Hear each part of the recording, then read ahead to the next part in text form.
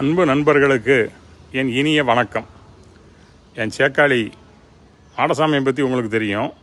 மாடசாமிக்கு இன்னொரு சேக்காளி இருக்கான், கருப்பசாமி. அவங்க ரெண்டு பேரும் ரொம்ப நெருக்கமானவோ, கட்டி பிடிச்சி தான் அழுவானுவோ, ரெண்டு பேரும் சேர்ந்தாலே தான் சுற்றுவானுவோ.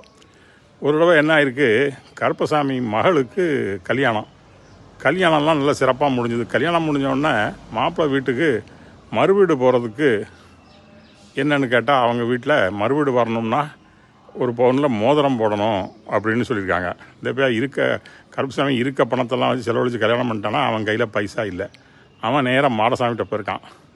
இப்படி கேட்காங்க, மாப்பிள்ளை வீட்டில் மறுவீடு வரணும்னா ஒரு பவுனில் மோதிரம் போடணுங்காங்க, என்ன செய்யணும்னு தெரியல அப்படின்ட்டு இருக்கான். அப்போ மாடசாமி என்ன சொல்லியிருக்கான், நான் நேற்று தான் ஒரு மோதிரம் வாங்கினேன், அது ஒரு பவுன் எல்லாம் செய்கூலி சேதாரம் சேர்த்து 65,000 ரூபா ஆச்சு. அது நான் சொல்கிற கதை ஒரு வருஷத்துக்கு முந்தி 65,000 ரூபா ஆச்சு. இப்போ என் கையில் பணம் இல்லை, வேணா இந்த முந்தின நாள் தான் நான் வாங்கியிருக்கேன், அந்த மோதிரத்தை அப்படியே உன்ட்ட தரேன், நீ கொடுத்து நிலைமையை சரி கட்டு அப்படின்னு சொல்லியிருக்கான். உடனே மாடசாமி, இந்த உதவி நான் என்றைக்கும் மறக்க மாட்டேன்யா, ஒரு வருஷத்தில் நான் உனக்கு எப்படியும் திருப்பி தந்துடுறேன் அப்படின்னு சொல்லிவிட்டு மோதிரத்தை வாங்கி மருமகனுக்கு மோதிரத்தை போட்டு முடிச்சிட்டான். வேலை முடிஞ்சுது. ஒரு வருஷம் கழித்து அவன் அங்கேருந்து வந்து மாடசாமிகிட்ட, நீ செஞ்ச உதவிக்கு ரொம்ப நன்றி, தாரம் ஒரு 65,000 ரூபாய் பிடியும் அப்படின்னு அவன் சொல்லியிருக்கான். இவன் என்னடே 65,000 தாரா, நான் உனக்கு ஒரு பவுன் மோதிரம் விளையாடே அவனுக்கு போடுறதுக்கு கொடுத்தேன், நீ ஒரு பவுன் மோதிரத்தை தா, நீ என்ன ரூபாயை கொடுக்க அப்படின்னு இவன் கேட்டிருக்கான்.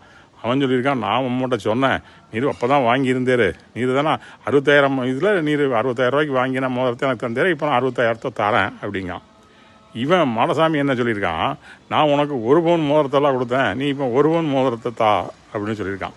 இன்றைக்கி ரேட்டு அப்போ 65,000க்கு வாங்கின மோதிரம் இப்போது 1,30,000 ரூபா. ஸோ 1,30,000 ரூபா கொடுத்து வாங்கி ஒரு பவுன் மோதிரம் போடணும் அவன்.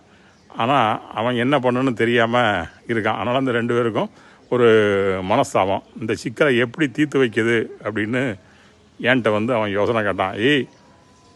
இதில் நான்லாம் தேட முடியாதுப்பா, இது இந்த வழக்கை தீர்த்து வைக்கிறதுக்கு 65,000 கொடுக்குதா, ஒரு பவுன் மோதிரம் கொடுக்குதா அப்படிங்க வழக்கை தீர்த்து வைக்கிறதுக்கு சுப்ரீம் கோர்ட் ஜட்ஜாலேயே முடியாது, என்னை ஆளை விடு அப்படின்னு சொல்லி நான் ஓடி வந்துட்டேன். மாடசாமி கருப்பசாமி என்ன செஞ்சானோன்னு தெரில. நல்லா இருக்கா கதை? நன்றி, வணக்கம்.